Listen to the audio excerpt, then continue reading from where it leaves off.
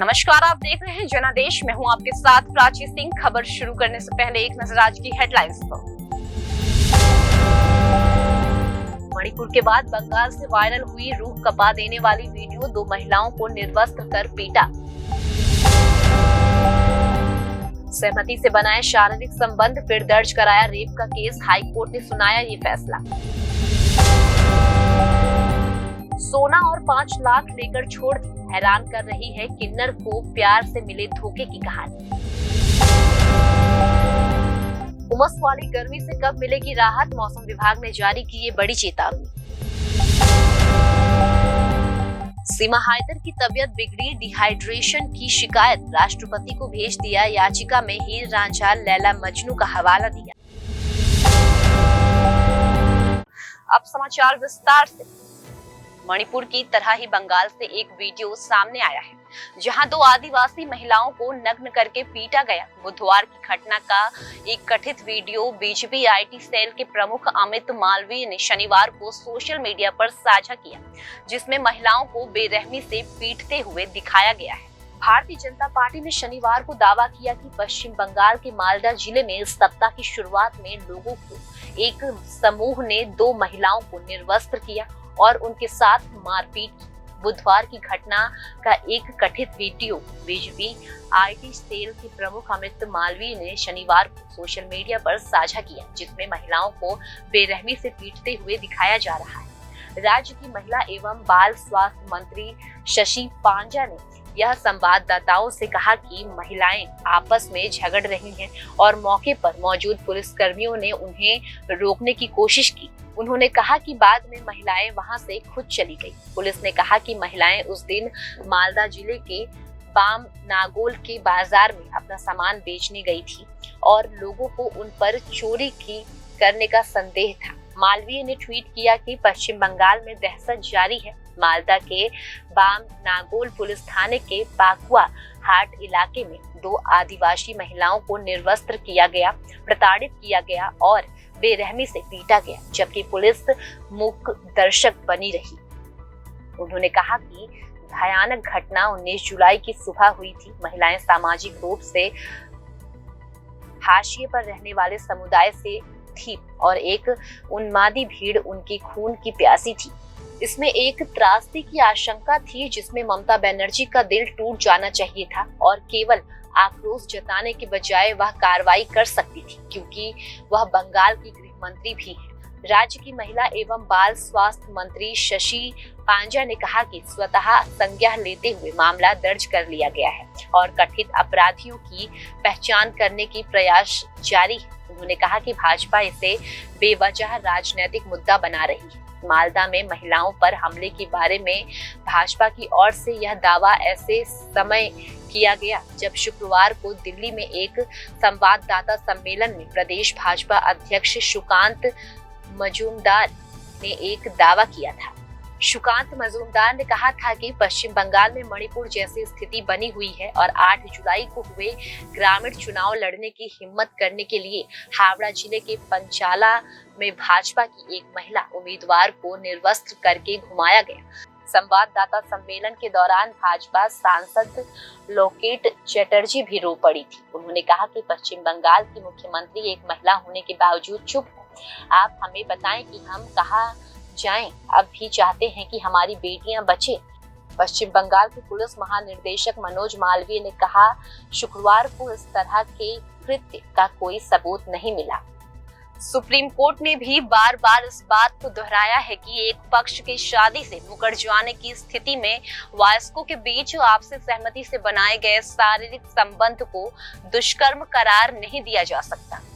उत्तराखंड उच्च न्यायालय ने कहा कि इन दिनों एक महिला और उसके पुरुष साथी के बीच मतभेद पैदा होने पर महिलाओं द्वारा भारतीय दंड संहिता की धारा 376 के तहत दुष्कर्म के लिए दंडित करने वाले कानून का एक हथियार की तरह दुरुपयोग किया जा रहा है। जस्टिस शरद कुमार शर्मा की सिंगल बेंच ने यह टिप्पणी एक मामले की सुनवाई के दौरान की। जिसमें एक महिला ने अपने पूर्व साथी के उससे शादी करने से इनकार करने के बाद उस पर दुष्कर्म का आरोप लगाया था। सुप्रीम कोर्ट ने भी बार बार इस बात को दोहराया कि एक पक्ष के शादी से मुकर जाने की स्थिति में वयस्कों के बीच आपसी सहमति से बनाए गए शारीरिक संबंध को दुष्कर्म नहीं करार दिया जा सकता। उत्तराखंड हाई कोर्ट ने अपनी टिप्पणी में यह भी कहा कि महिलाएं मतभेद पैदा होने से समेत अन्य कारणों की वजह से इस कानून का अपने पुरुष साथियों के खिलाफ धंधले से दुरुपयोग कर रही है।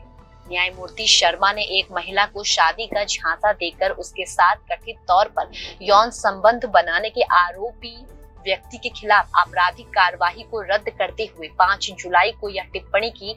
महिला ने 30 जून 2020 को शिकायत दायर कर कहा था कि आरोपी मनोज कुमार आर्य उसके साथ 2005 से आपसी सहमति से यौन संबंध बना रहा था। शिकायत के अनुसार दोनों ने एक दूसरे से वादा किया था कि जैसे ही उसमें किसी एक को नौकरी मिल जाएगी वे शादी कर लेंगे। शिकायत के मुताबिक शादी के वादे के तहत आरोपी और शिकायतकर्ता ने शारीरिक संबंध स्थापित किए, लेकिन आरोपी ने बाद में दूसरी महिला से शादी कर ली और उसके बाद भी उनका रिश्ता जारी रहा। उच्च न्यायालय ने टिप्पणी की कि आरोपी व्यक्ति के पहले से शादीशुदा होने की जानकारी होने के बाद भी जब शिकायतकर्ता ने स्वेच्छ से संबंध बनाए रखे तो उसमें असहमति का तत्व खुद ही शामिल हो जाता है। अदालत ने कहा कि शादी के आश्वासन की सच्चाई की जांच आपसी सहमति से किसी संबंध में प्रवेश करने के प्रारंभिक चरण में ही हो जानी चाहिए, न कि उसके बाद के चरण में। उच्च न्यायालय ने कहा कि प्रारंभिक चरण उस सूरत में नहीं माना जा सकता जब रिश्ता 15 वर्ष लंबा चला हो और यहाँ तक कि आरोपी की शादी के बाद भी जारी हो रहा। वो पूछते हैं तुम्हें क्या हुआ है, अब कैसे बताएं उन्हें मोहब्बत हुई है। किसी शायर की ये पंक्ति फिलहाल मोहब्बत में धोखा खाने वाली किन्नर सौम्या पर सटीक बैठ रही है। इश्क में जब सब कुछ लुट जाने के बाद उसकी हालत पर लोग तरस खा रहे हैं। कानपुर देहात के आरोल के रहने वाले युवक ने एक किन्नर से आर्य समाज में शादी की और उसकी सारी जमा पूंजी धोखे से लेकर उसे छोड़ दिया। अब वह अपने पति से मिलने के लिए अधिकारियों के चक्कर लगा रही है। जब युवक के परिजन सौम्या को धमकी दे रहे हैं कि अगर कोई कार्रवाई की तो उसको झूठे मामले में फंसा दिया जाएगा। इस बीच उसकी कहानी सुनने के बाद लोगों का कहना है कि प्यार को कभी भी किसी सीमा में नहीं बांधा जा सकता।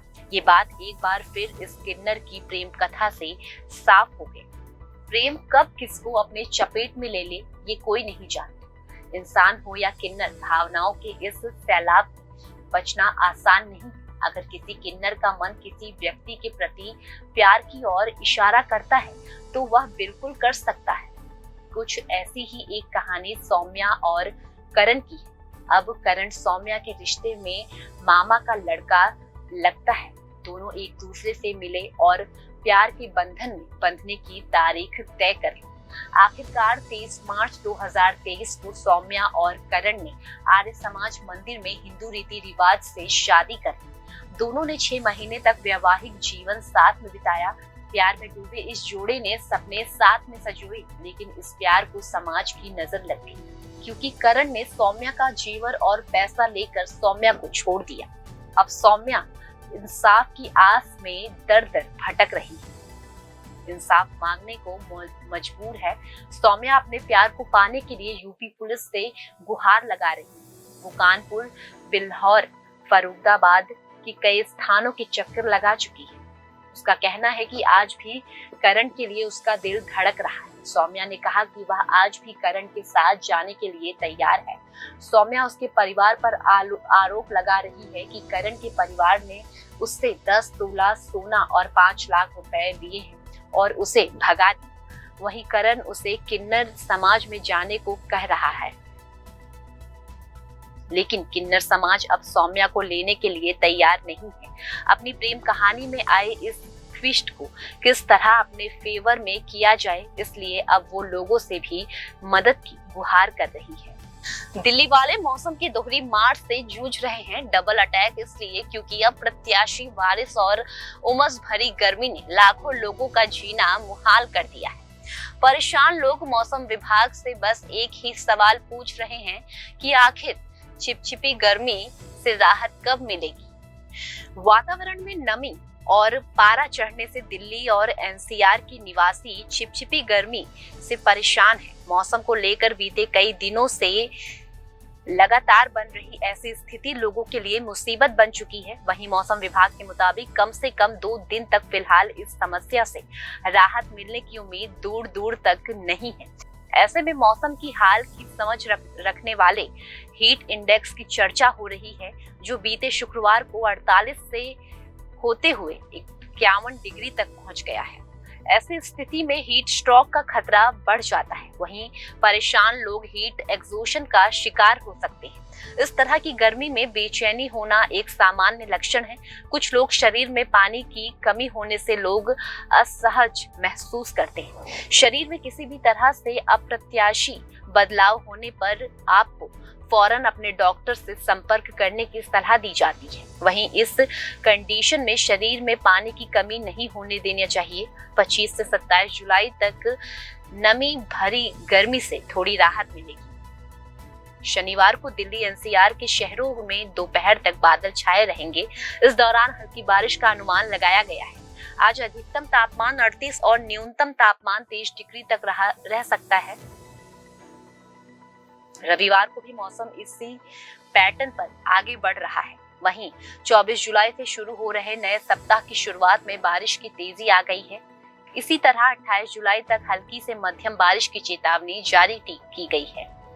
उत्तराखंड में मौसम विभाग ने अगले 24 घंटे के लिए भारी बारिश का अलर्ट जारी किया। वहीं हिमाचल प्रदेश में एक बार फिर तेज बारिश कहर बनकर टूटने वाली है। मौसम विभाग के मुताबिक शिमला, सोलान, सिरमौर, ऊना, हमीरपुर, लाहौल स्पीति और किन्नौर जिले में अगले 3 दिन तक भारी से भारी बारिश हो सकती है। सीमा हैदर की तबीयत बिगड़ गई है। शनिवार 22 जुलाई सुबह से डिहाइड्रेशन की दिक्कत हुई है।